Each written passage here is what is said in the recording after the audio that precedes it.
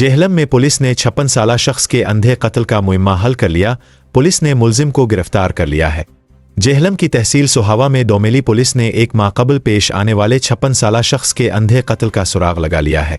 Police के मुताबिक मकतूल मोहम्मद जमान को इसके करीबी रिश्तेदार ने बहिमाना तरीके से कत्ल किया।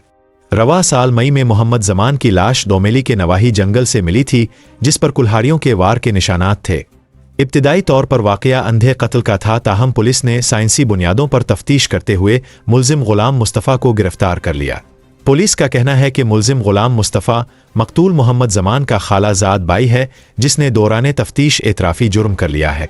पुलिस के मुताबिक चंद माह कबल दोनों के दरमियान मामूली तल्ख कलामी हुई थी, जिसे मुलजिम ने दिल पर ले लिया और इसी रंजिश की बुनियाद पर कत्ल का मंसूबा बनाया।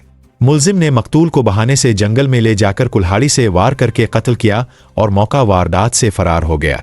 डोमेली पुलिस ने मुलजिम को गिरफ्तार करके आला कत्ल कुल्हाड़ी भी बरामद कर ली है।